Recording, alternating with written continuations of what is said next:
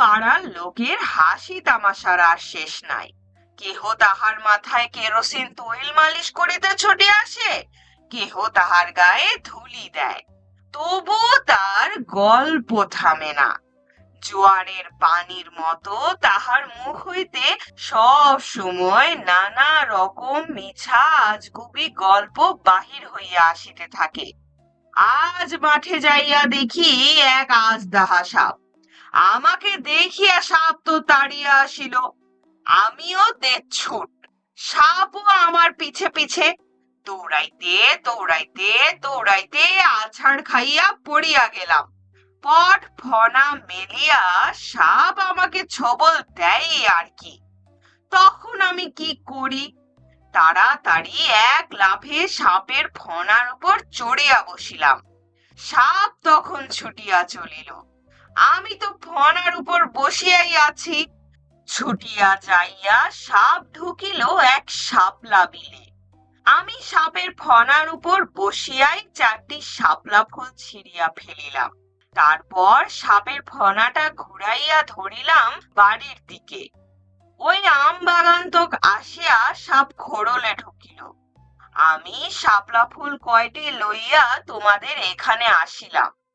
তোমরা সাপের কথা সাচা না মনে করিলে আম বাগানের ওখানে খুঁড়িয়া দেখিতে পারো।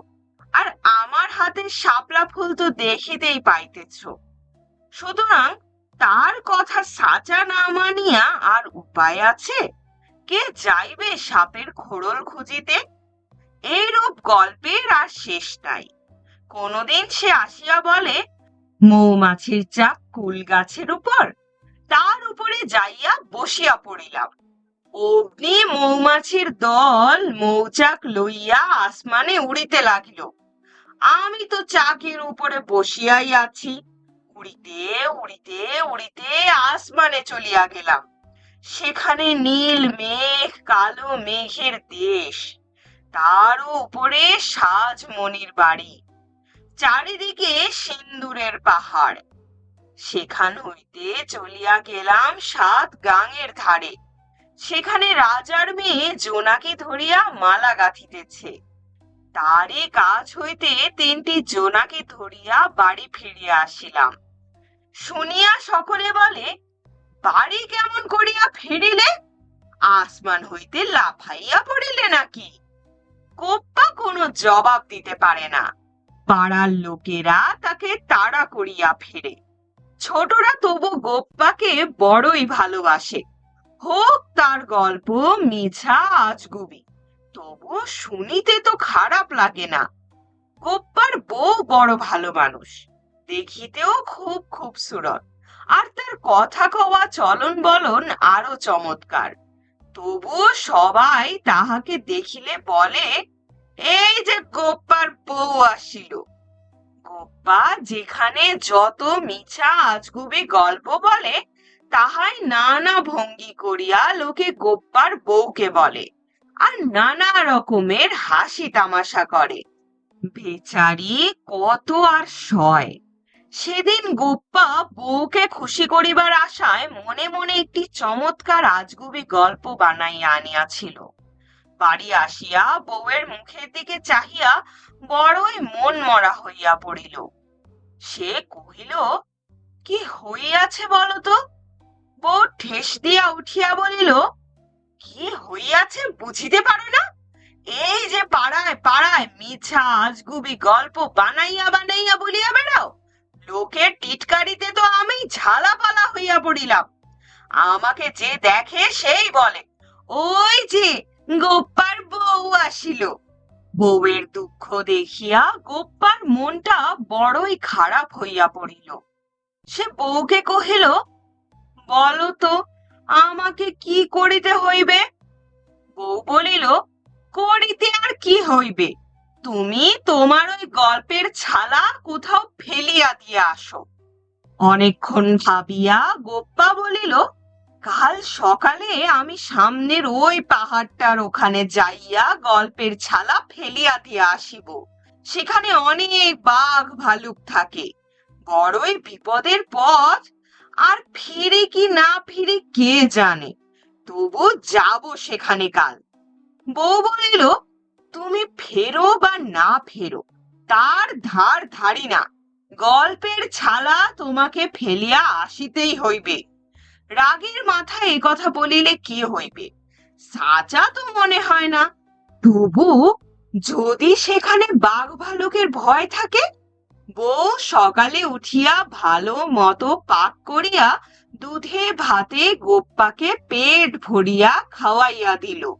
খাইয়া দাইয়া পান চিবাইতে চিবাইতে গোপ্পা গল্পের বোঝা ফেলিয়া আসিতে দূর পাহাড়ের পথে রওনা হইল।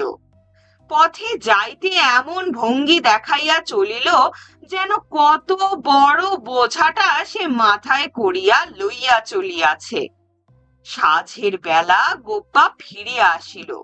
বউ কহিল, গল্পের ছালা একেবারে উজাড় করিয়া ফেলিয়া দিয়া আসিয়াছ তো? গোপ্পা বলিল, ফেলিতে কি পারিলাম? আমি তো ওই পাহাড়ের কাছে গিয়াছি, অমনি এক বাঘ আসিয়া দিল আমাকে তাড়া। আমিও দৌড়, বাঘও আমার পাছে পাছে দৌড়। দৌড়াইতে দৌড়াইতে দৌড়াইতে পাহাড়ের গোড়ায় যাইয়া পড়িলাম। সামনে আর পথ নাই, বাঘ তো একেবারে কাছে আসিয়া পড়িয়াছে। জানের ভয়ে কি আর করি, সামনে দেখিলাম একটি কচু গাছ, তার ডাল ধরিয়া উপরে উঠিতে লাগিলাম। বাঘও আমার পিছে পিছে উঠিতে লাগিল। উঠিতে উঠিতে আরো উঠিলাম, আরো উঠিলাম। বাঘও উঠিতে লাগিল। আমিও উঠিতেছি, বাঘও উঠিতেছে। আমিও উঠিতেছি, বাঘও উঠিতেছে। তারপর আমাদের দুইজনের ভারে কচু গাছের ডাল গেল ভাঙিয়া। পড়ি তো পড়ি একেবারে তোমাদের ভাইয়ের বাড়ির সামনে যাইয়া পড়িলাম। তোমার ভাইয়ের বউ আজ মুরগি পাক করিয়াছিল আর চিতই পিঠা, তাই খাইয়া বাড়ি ফিরিলাম। গল্প শুনিয়া গোপ্পার বউ হাসি গোপন করিয়া বলিল, ও মা, তোমাকে পাঠাইলাম গল্পের ছালা ফেলিয়া দিয়া আসিতে, আর তুমি কি না আরেক ছালা গল্প মাথায় করিয়া বাড়ি ঢুকিলে? শুনছিলেন পল্লী বাংলার সাহিত্যিক জসিমউদ্দিন রচিত গ্রন্থ বাঙালির হাসির গল্প হতে প্রাপ্ত একটি হাসির গল্প গোপ্পার বউ। পাঠে ছিলাম আমি তাফান্নুম তানজিম শিফা। গল্প ও গল্প পাঠ সম্পর্কিত যে কোনো মতামত এবং পছন্দের কোনো গল্প কবিতা উপন্যাস নাটক আমার কণ্ঠে শুনতে আগ্রহী হলে কমেন্ট করে জানান। গল্পটি ভালো লাগলে বন্ধুদের সাথে অবশ্যই শেয়ার করবেন, কারণ ভিউ লাইক সাবস্ক্রাইব আমাদের প্রতিনিয়ত কন্টেন্ট তৈরিতে অনুপ্রেরণা জুগিয়ে চলেছে। আমাদের আজকের আয়োজন এখানেই শেষ। সবাই সুস্থ থাকুন, শুনতে থাকুন গল্পজো।